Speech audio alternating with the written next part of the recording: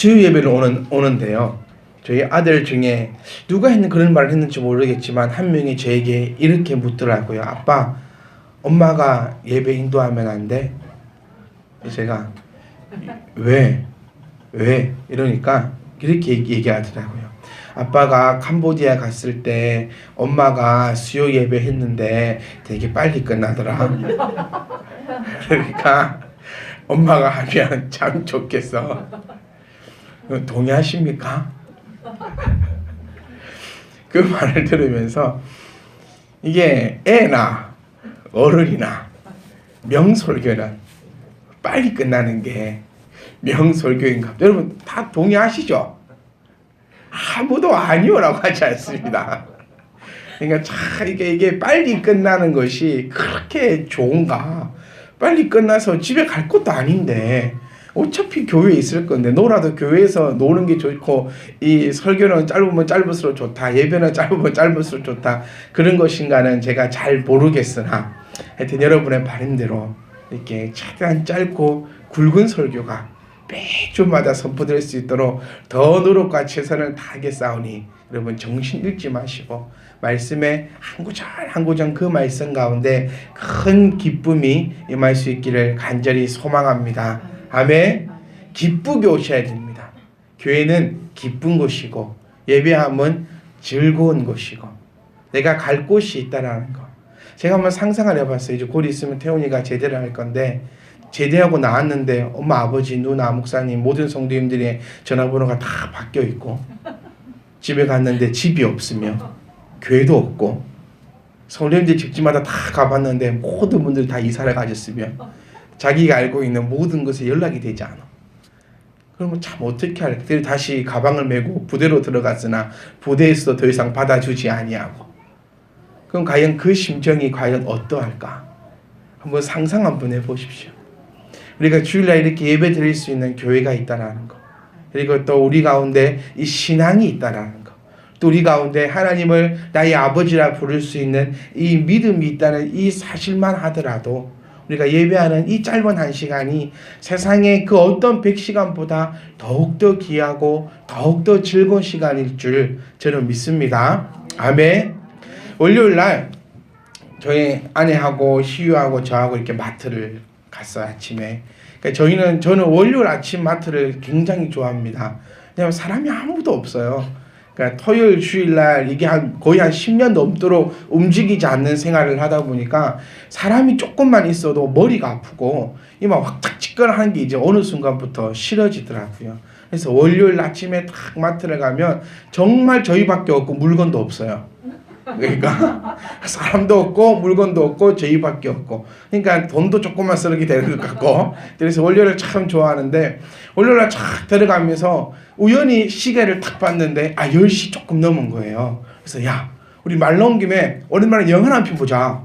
그게 차를 세워놓고 영화관으로 불합으로 올라가서 그 요즘에 그 유행한다는 그 판도라, 혹시 보셨습니까?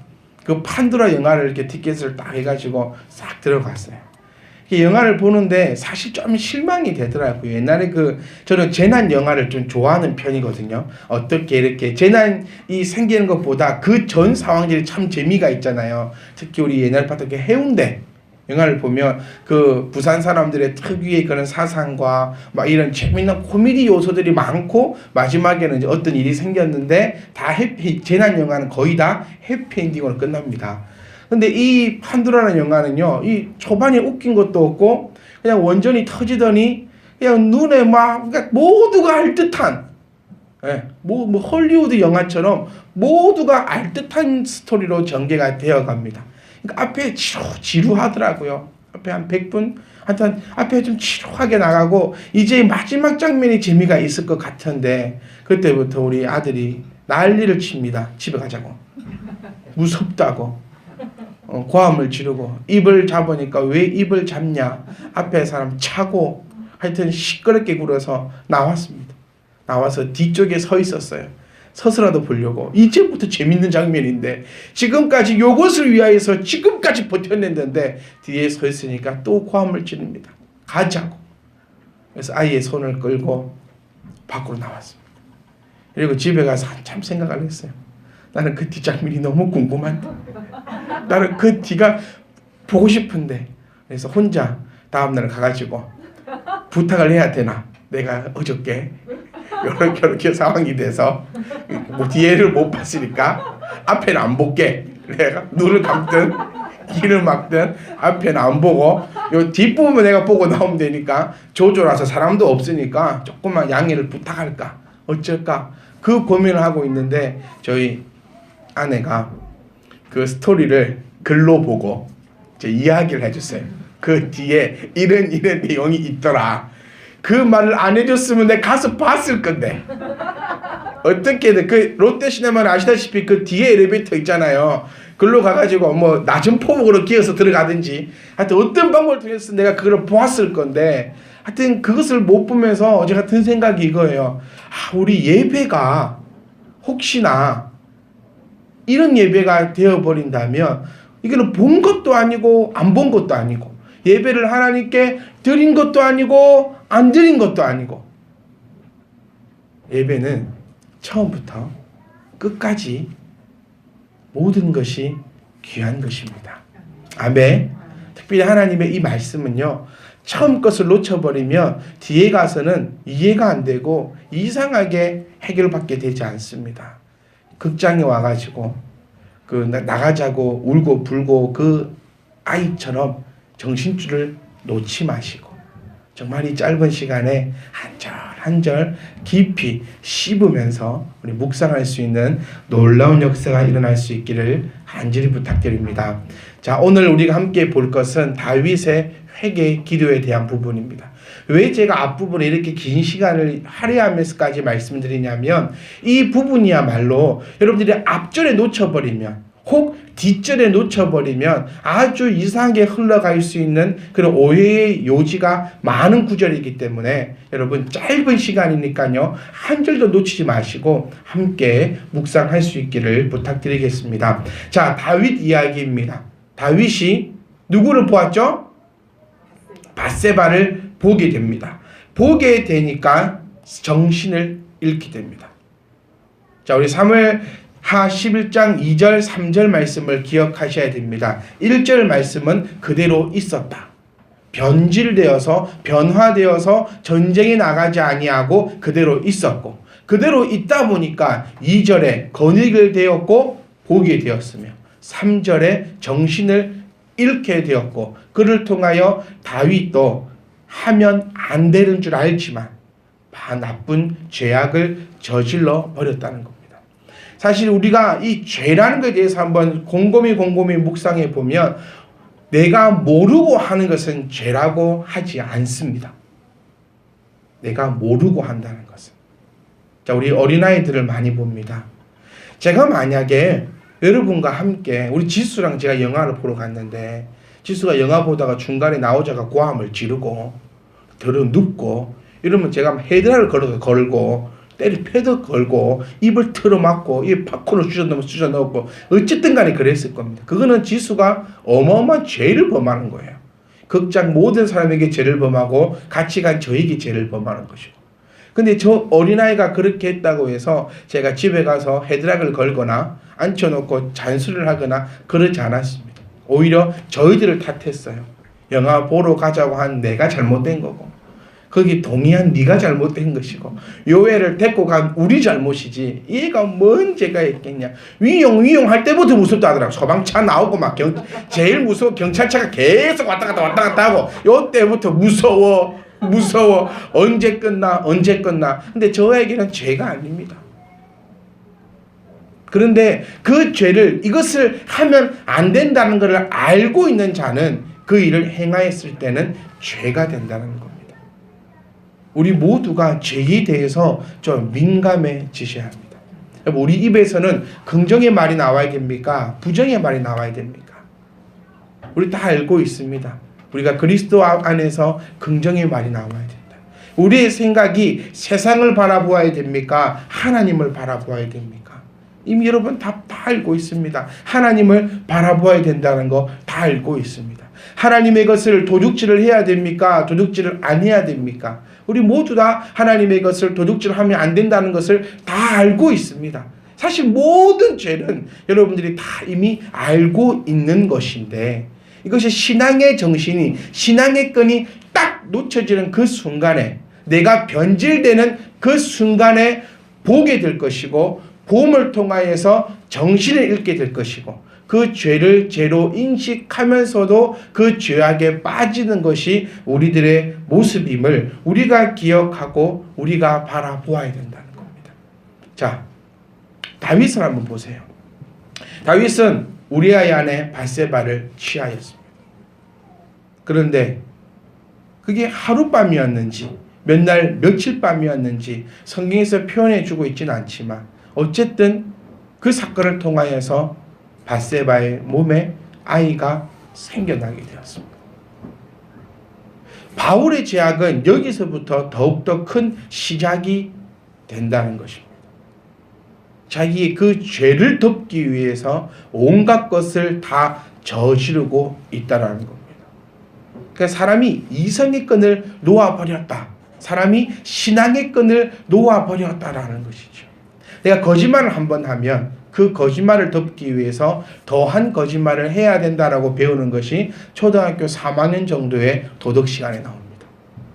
바울은 자기의 이 죄악을 덮기 위해서 계속 큰 죄를 범하게 되고 어디까지 범죄를 범하게 되냐면 하나님이 없다라고 할 지경까지 이르러 버린 것입니다. 우리 바울이 다윗이 어떤 사람이었습니까? 한번 생각해 보세요. 다윗은 하나님을 향한 순수한 믿음을 가지고 있었던 사람이요. 두 번째, 다윗은 하나님으로부터 날마다 공급함을 받던 사람이 다윗이었고, 다윗은 하나님과 늘 함께 동행하던 사람이 바로 이 다윗이었습니다. 이 말은 하나님이 언제 어디서나 계시며 하나님이 언제 어디서가 나를 바라보시며 하나님은 나의 속마음까지 감찰하시는 분이라고 다윗은 그의 시편을 통하여 하나님을 그렇게 고백했던 사람이 다윗이었습니다. 그런데 죄를 범하는 그 순간 하나님을 팔아먹어 버렸다는 거예요. 감찰하셨던 하나님도 사라져 버렸고 언제나 나와 함께하고 있던 그 하나님도 없어져 버렸고 하나님을 그냥 옆에로 줄어준데 자기의 명예와 자기의 권력과 자기의 그 탐욕의 욕심이 눈이 멀어버렸다는 겁니다. 자, 한번 생각해 보세요. 왜 밧세바의 남편인 우리아를 그렇게 죽일 수밖에 없었던가? 오히려 이 사건을 통하여서 다윗은 그의 명성이 하늘을 찌르고 오릅니다. 참 미안한 일이에요. 하나님 앞에 범죄하고 우리아 앞에 범죄하고 정말 상상도 할 수 없는 그런 일들이 일어났지만 사실 이 사건을 통하여서 다윗은 더욱더 그의 나라에서 위대하게 칭송받는 왕이 된다는 겁니다. 하지만 그의 결말은 우리가 다들 알고 계시다시피 생각하고도 싶지 않은 그런 결말이 일어납니다. 여러분, 하나님의 말씀대로 살 것인가? 하나님과 동행하는 삶을 살 것인가? 아니면 하나님을 버려두고 세상과 함께 살아갈 것인가? 우리는 항상 이 갈림길에 서 있습니다. 내가 내 신앙의 양심에 의해서 죄를 범할 것인가? 죄를 범하지 않을 것인가? 항상 이 갈림길에 서 있습니다. 하나님의 것을 도둑질하여 내가 지금 이 순간 내가 배부르게 먹을 것인가? 아니면 내가 힘들고 어려울지라도 하나님의 것을 하나님께 드려 내가 하나님 앞에 당당한 모습으로 바로 나아갈 것인가? 항상 이 갈림길에 우리는 서 있는 것이 신앙인이라는 겁니다. 어떤 것을 선택하시겠습니까? 다윗처럼 이것을 선택한다면 여러분 잠시는 분명히 흥할 것입니다. 하지만 그 이후에는 낭떠러지의 길이 기다리고 있는 것을 우리는 체험하지 말고 우리가 몸소 당하지 말고 말씀을 통하여서 깨달을 수 있는 은혜가 충만하시기를 간절히 소망합니다. 다윗이 왜 더 으뜸이 되었죠? 왜 더 으뜸이 되었습니까? 왜 더 으뜸이? 다윗은 어떤 자입니까? 다윗은요, 자기의 충신이 죽자 그의 아내를 돌봐준 사람이 되어버립니다. 그 실상은 그렇지 않는데 다른 사람이 볼 때는 자기의 충신인 우리아가 죽자 과부인 밧세바, 과부가 되면 어떤 것도 상속할 수 없다고 우리는 알고 있습니다. 과부가 되어서 세상에 가장 천하디 천하게 되어버린 그 여인을 왕이 그를 거두었고 그 거둠을 통하여 하나님께서 그에게 복을 주시어 잉태가 되었다라는 그런 아주 미화되어 그 일들이 벌어지게 되었다는 것입니다. 근데 그때 나단 선지자가 다윗에게 찾아와서 그에게 바로 얘기합니다. 너는 더러운 죄인이요, 네 앞에 펼쳐질 저주에 대해서 책망합니다. 다윗이 그래도 괜찮은 사람이었다. 우리가 이래서 뭐라 부르냐면요, 못된 신앙 하지만 그래도 모태신앙이었다 라고 표현하는 것처럼 못된 다윗, 정신 잃어버린 다윗, 이성 잃어버린 다윗, 하나님을 등져버린 다윗이라 하지만 그래도 그 결정적인 순간에는 하나님 앞에 무릎을 꿇는 그 다윗의 모습을 우리가 바라볼 수 있다는 것입니다. 사랑하는 성도 여러분, 혹 내가 지금까지 죄의 길에 들어서고 있다면, 내가 지금 죄의 길에 나아가고 있다면, 내가 하나님과 동행하지 않고 세상편에 속하여 세상과 함께 나아가고 있다면 지금 이 말씀을 나단 선지자의 경고의 음성을 여러분 들으실 수 있기를 간절히 부탁드립니다. 듣고 돌아서면 된다는 겁니다. 그런데 만약 다윗이 완전히 맛이 가버렸다면, 사울처럼 성령이 그를 떠나버릴 정도로 다윗이 맛이 가버렸다면 아마 나단 선지자를 가만히 두지 않았을 겁니다. 나단 선지자에게 책망을 받습니다. 책망을 받고 그가 노래했던 노래가 오늘 우리가 함께 보고 있는 시편 51편의 노래입니다. 우리가 이 노래를 통하여서, 우리가 이 시편을 통하여서 우리의 회개할 바, 우리가 회개한다라는 것, 우리가 생각하는 이 죄에 대해서 정확하게 파악을 하고 다윗처럼 용서함 받는 놀라운 역사가 저와 여러분 가운데 임해 줄 수 있기를 간절히 소망합니다. 여러분, 죄는요 무서운 겁니다. 우리가 추구해야 될 바는 죄 짓지 않는 것입니다. 죄 짓고 회개하기 위해서 교회 나오는 것이 아니라 우리가 진정으로 추구해야 될 바는 죄 짓지 않는 그런 신앙을 가지고 있으셔야 된다는 겁니다. 왜냐하면요, 회개라는 것은 너무나 어려운 것입니다. 너무나 힘이 든 것입니다. 우리가 언제부터 그렇게 배웠는지 모르겠지만 그냥 예수 피를 얘기하면 다 회개가 되어버리고, 내가 아버지 앞에 용서해달라고 얘기하면 그냥 다 용서함 받는, 어쩌면 그냥 뭐 이상한 회개가 그렇게 우리 가운데 싹이 트고 오미 돋고 열매가 맺히는지 모르겠지만, 사랑하는 성도 여러분, 왜 죄를 짓지 말아야 되느냐? 죄의 값은 사망이요, 그 죄를 씻어내기에는 보통 힘든 것이 아니라는 것입니다. 왜 살찌면 안 되는지 아십니까? 너무 힘들어요. 뭐가 힘든지 아십니까? 빼기가 힘들어요. 찔 때는 참 쉽거든요. 찔 때는 행복하거든요. 근데 이거 빼려고 하면 너무너무나 힘이 듭니다. 죄도 마찬가지입니다. 죄 지을 때는 이 참 즐겁습니다. 이 죄 짓는 것만큼 즐거운 게 없어요. 사람의 이 본능이, 사람이 가지고 있는 이 본성이 원래 죄인들이라 우리가 죄 짓는 건 전공입니다. 네, 이 죄 짓는 거 어려워할 사람 없어요. 내가 예수님을 향한 그 신앙의 줄을 딱 놓는 그 순간에 우리는 발끝부터 머리끝까지 흘러나오는 게 사실 죄성밖에 없습니다.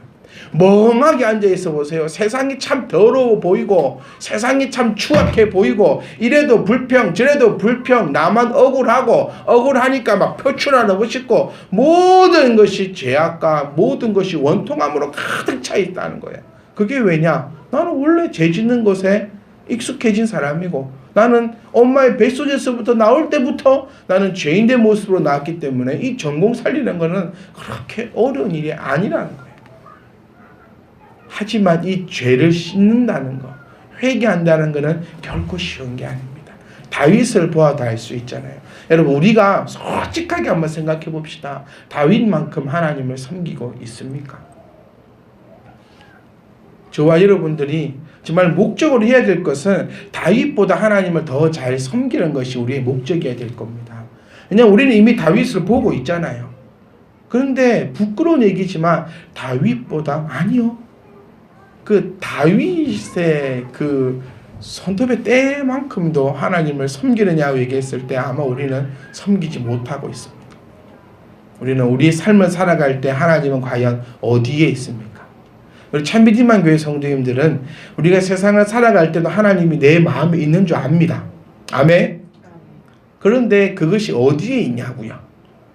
요 마음 한가운데 크게 자리하고 있는지, 아니면 저 콩판 옆에 그 맹장 비슷한 곳에 아주 작은 곳에 숨겨놓고 있다가 이게 이제 주일쯤 되면 이제 살포시 꺼내가지고 요 있는 거 참 하고, 혹시 이렇게 살고 있지는 않냐는 겁니다.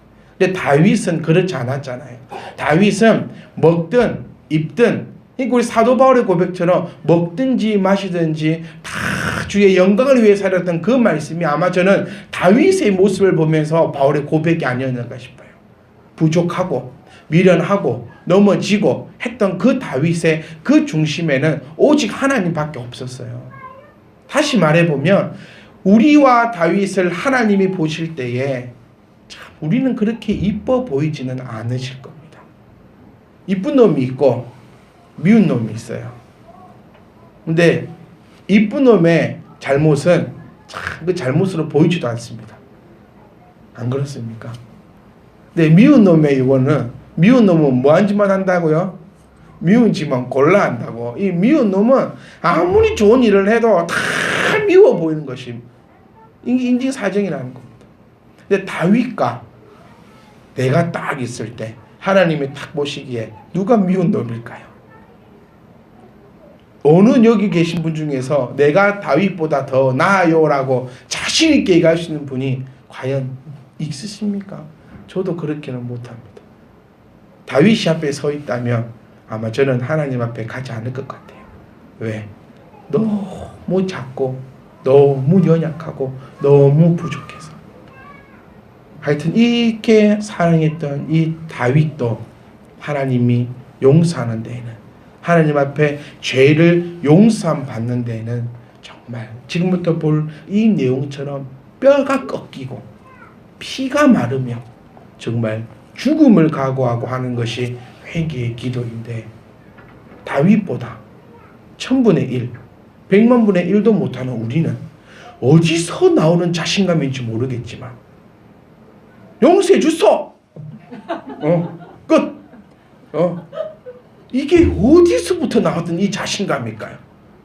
이런 다윗도, 하나님 보시기에 이렇게 이쁜 다윗도 하나님 앞에 회개할 때는 이렇게 최선을 다해서 회개하고, 그래도 죄의 값을 받아가는 게 다윗인데, 우리는 당당하게 죄를 짓고 당신은 용서 안 해주면 안 되는 사람처럼 빌지도 않아요. 고개를 딱 빳빳이 들고 용서해 주소! 안 해주면 안 되고! 그런 모습을 우리가 바라보고 있지는 않는가. 한번 한 주 동안 여러분 정말 깊이 한번 묵상해 볼 수 있기를 간절히 소망합니다. 우리 1절 말씀을 보시면 다윗은 이렇게 시작합니다. 하나님이여, 주의 인자를 따라 내게 은혜를 베푸시며 주의 많은 긍휼을 따라 내 죄악을 용서하여 주시옵소서. 다윗의 시작은 이겁니다. 자신의 죄를 완벽하게 인지하고 있다는 겁니다. 이 재밌는 것이 하나 있습니다. 다윗은요, 시편을 보시면 여호와라는 단어를 씁니다. 여호와 우리 주여, 여호와는 나의 목자시니. 우리가 알고 있는 시편 8편과 시편 23편의 그 두 개만 봐도, 나머지는 잘 모르니까요, 이 두 개만 보더라도 시작이 여호와로 시작합니다. 근데 참, 자, 50장 말씀도 한번 보시면은 전능하신 이 여호와 하나님께서, 하여튼 이것은 다윗이 쓴 시는 아니지만 그래도 시편의 대부분은 여호와로 시작합니다. 그런데 51편에는 참 희한하게 하나님이라는 단어부터 시작한다는 거죠. 여기 의미가 그렇습니다. 언약적 신실성을 강조하는 단어가 여호와입니다. 그러니까 뭐냐면, 여호와께서 나와 언약을 맺었사오니 나와의 맺은 언약을 지켜주시옵소서. 지켜주시는 분이 바로 이 여호와입니다 라는 그 단어가 여호와로 사용되고 있습니다. 그런데 다윗은 여기서 하나님이라는 단어를 사용하면서 무엇을 의미하냐면 나는 여호와를 부를 자격도 없는 자다라는 것으로부터 시작하고 있다는 겁니다. 더욱더 우리가 정확하게 살펴보면 우리처럼 하나님 나 죄 지었어요. 예수 피로 용서해 주시고 하나님 다 용서 받은 줄 알고 저는 집에 갑니다. 안녕히 계세요. 이러는 회개가 아니라 다윗은 하나님 앞에 나올 때에 하나님이라는 단어를 사용하며 나는 감히 하나님 앞에 나올 수도 없는 용서를 구할 자격도 없는 그런 미천하고 또 미천한 죄인입니다 라고 고백하면서 그렇게 나오는 장면들을 우리는 1절 말씀을 통해서 바라보고 있습니다. 사랑하는 성도 여러분, 저는 소망하는 게 시편 51편부터 우리 1절 말씀을 이 1절 말씀만이라도 집에 가시거든 하루에 한 번씩이라도 깊이 묵상을 해보셨으면 좋겠어요. 우리는 죄의 심각성을 알아야 합니다. 심각하게 생각해야 됩니다. 여러분, 천하의 다윗입니다. 제가 조금 전에 드렸던 말씀처럼 우리와 비교조차 할 수 없는 비교한다는 그 상상할 수 없을 만큼 하나님으로부터 인정받고 사랑받고 그를 통하여 또 하나님께 올려드렸던 바로 그 자가 이 다윗입니다. 이 다윗이 죄를 범하고 하나님 앞에 나올 때는 하나님, 나는 하나님 앞에 용서받을 수도 없는 하나님의 이름을 부를 수도 없는 그러한 죄인입니다 라고 하나님 앞에 나옵니다. 우리가 다윗보다 더하면 더했지 덜한 죄는 짓고 살지 않습니다. 일주일의 삶을 한번 바라보시고 아니요 1년의 삶을 한번 바라보시고 또 앞으로 우리 일주일의 삶을 한번 바라봅시다. 다윗은 하나님을 떠나 살아가 본 적이 없는 사람인데 우리는 매일같이 하나님을 떠나 살고 있는 사람들일 수도 있습니다. 다윗도 하나님 앞에 나올 때 자기의 죄를 정확하게 인지하고 내가 알고 지은 죄 모르고 지은 죄 둥글스름하게 퉁치시다가 아니고 다윗은 자기의 그 죄를 정확하게 인지하며 용서를 구할 수도 없는 내가 하나님 앞에 나와 용서를 구하오니 나를 용서해달라고 기도하고 있는 이 다윗의 이 한 절의 말씀을 우리가 바라보면서 우리의 모든 죄악들을 씻어낼 수 있는 귀하고 복된 한 주간의 삶이 되기를 간절히 소망합니다. 저는 다음 주에 여러분을 만날 때에 여러분의 심령이 이랬으면 좋겠습니다. 내가 지은 그 죄의 심각성을 가지고 나오십시오. 내가 용서받아야 할 죄 가지고 나오십시오.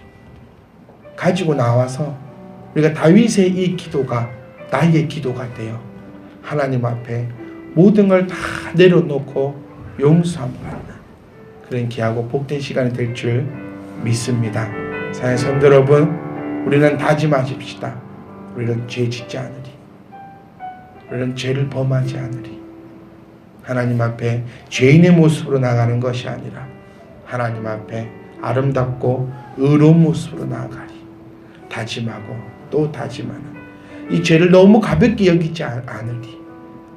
내가 이 회개의 심각성을 가지고 회개함을 통하여 용서함 받는 귀하고 복된 성도의 삶이 되시기를 주의 이름으로 기도합니다.